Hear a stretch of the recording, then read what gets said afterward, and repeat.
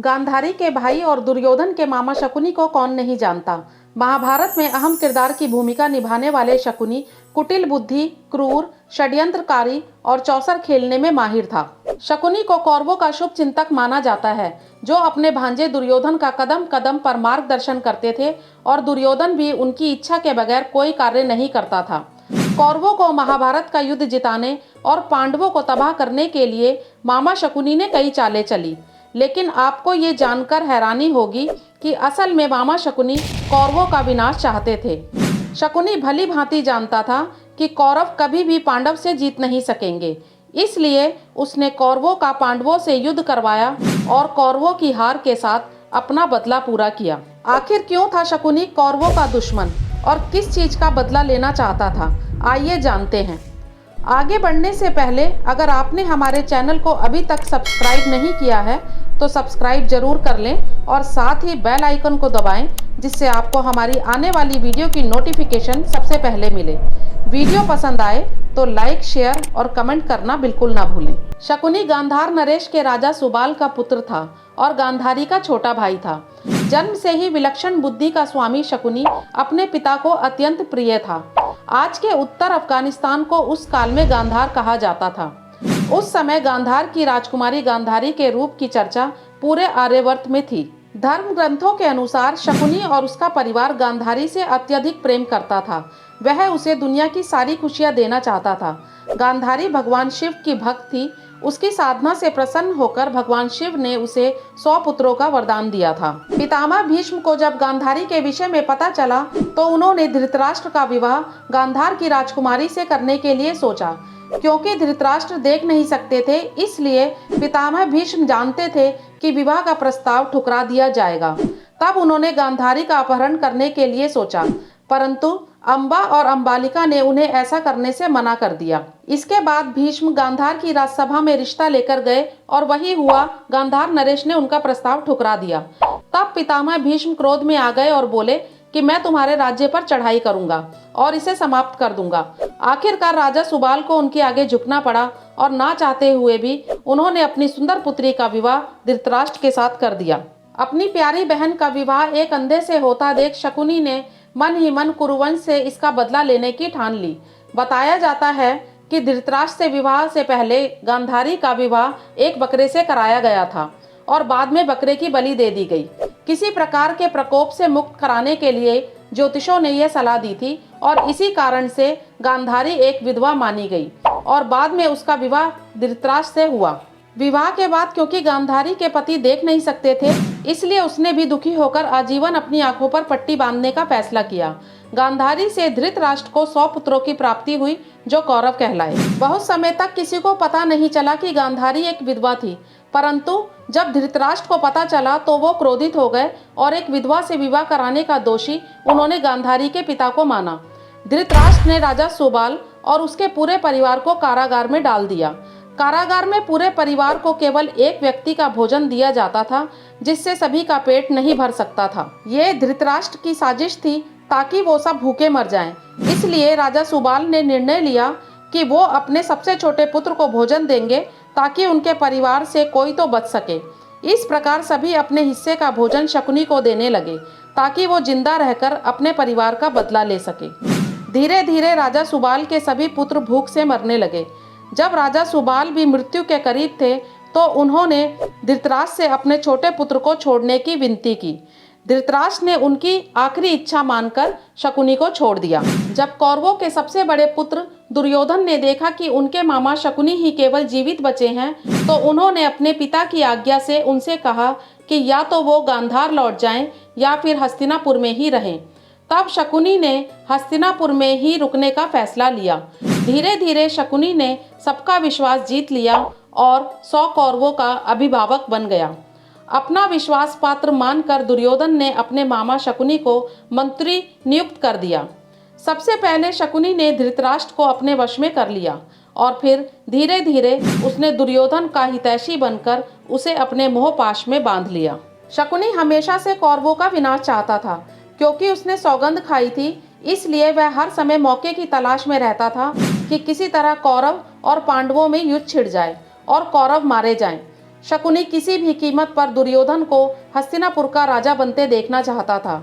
इसलिए जब युधिष्ठिर को हस्तिनापुर का युवराज घोषित किया गया, तब शकुनी ने लाक्षागृह का षड्यंत्र रचा और सभी पांडवों को जिंदा जलाकर मारने की कोशिश की, ताकि दुर्योधन पर उसका मानसिक आधिपत्य रहे और वो दुर्योधन की मूर्खता के सहारे भीष्म और उसके कुल का नाश कर सके। उसने दुर्योधन के मन में पांडवों के प्रति इतना बैर भर दिया था कि वह राजा बनने के लिए कुछ भी करने को तैयार था। जब कौरव और पांडवों के बीच राज्य बंटवारे के लिए कलह हुआ, तब मामा शकुनी के कहने पर ही धृतराष्ट्र ने खांडवप्रस्थ नाम का एक जंगल उन्हें दे दिया, ताकि पांडव शांत हो जाएं। तब पांडवों ने मयासुर नामक राक्षस की सहायता से वहां एक मायावी महल बनवाया। इस महल की खासियत ये थी कि जहां पानी का ताल नजर आता था वहां फर्श थी, और जहां फर्श दिखती थी वहां पानी का ताल था। पांडवों ने इसका नाम खांडवप्रस्थ की जगह इंद्रप्रस्थ रखा। जब दुर्योधन को इस मायावी महल के बारे में पता चला, तो उसके मन में भी उस महल को देखने की जिज्ञासा उत्पन्न हुई। धृतराष्ट्र ने जब रासुय यज्ञ करवाया तो दुर्योधन को इंद्रप्रस्थ देखने का मौका मिल गया। उसके बाद वह इंद्रप्रस्थ गया। दुर्योधन ने महल में प्रवेश किया। उस समय द्रौपदी उसे ऊपर से देख रही थी। दुर्योधन जब आगे गया तो उसने जैसे ही फर्श पर पैर रखा, वो पानी में गिर गया, क्योंकि जिसे उसने फर्श समझा था वह असल में पानी का ताल था। इस घटना को देखते ही द्रौपदी जोर जोर से हंसने लगी और बोली, अंधे का पुत्र अंधा। ये सुनते ही दुर्योधन को क्रोध आ गया और उसने मन ही मन सोचा कि वो द्रौपदी से अपने इस अपमान का बदला जरूर लेगा। दुर्योधन के मन में चल रही इस बदले की भावना को शकुनी ने हवा दी और इसी बात का फायदा उठाते हुए उसने पासों का खेल खेलने की योजना बनाई। उसने दुर्योधन से कहा कि तुम इस खेल में पांडवों को हराकर अपना बदला ले सकते हो, और उसने जो योजना बनाई थी दुर्योधन को बता दी। दुर्योधन तो वैसे भी अपने मामा के वश में था। उसने तुरंत शकुनी की बात मान ली। शकुनी ने बड़े ही चालाकी से पांडवों को भी खेलने के लिए मना लिया।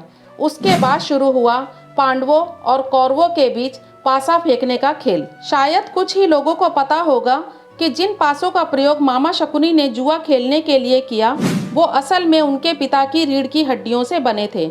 उनके पिता ने मरने से पहले उन्हें कहा था कि मेरे मरने के बाद मेरी हड्डियों से पासे बनाना, जो तुम्हारी हमेशा आज्ञा मानेंगे, जिससे तुम्हें जुए में कोई नहीं हरा सकेगा। क्योंकि शकुनी जुआ खेलने में पारंगत था, इसलिए उसने कौरवों को भी जुआ खेलने के लिए उकसाया। शकुनी की इस चाल के पीछे पांडवों का ही नहीं बल्कि कौरवों का भी विनाश छुपा था। कुछ मत ऐसे भी हैं कि शकुनी के पासे असल में हाथी दांत के बने थे और शकुनी सम्मोहन और माया जाल में महारथी था। इसलिए जब भी पासे फेंके जाते वो शकुनी का ही कहना मानते। पांडवों का उत्साह बढ़ाने के लिए शकुनी ने दुर्योधन से कहा कि कुछ पारियों की जीत युधिष्ठिर के पक्ष में जाएंगी, ताकि खेल के प्रति उनकी रुचि और बढ़ जाए। और ऐसा ही हुआ, परंतु बाद में युधिष्ठिर हारने लगे और धीरे धीरे वो अपनी सारी दौलत और साम्राज्य जुए में हार गए। जब युधिष्ठिर के पास कुछ नहीं बचा, तब शकुनी ने एक और चाल चली और युधिष्ठिर से कहा कि वो सब कुछ अपना पा सकते हैं, परंतु एक शर्त है, अगर वो द्रौपदी और अपने चारों भाइयों को दांव पर लगा दें। मजबूर होकर युधिष्ठिर ने शकुनी की बात मान ली और इस बार भी वो हार गए। दुर्योधन तो जैसे इसी पल के इंतजार में था। शकुनी मामा की मदद से उसने जुए में द्रौपदी को भी जीत लिया।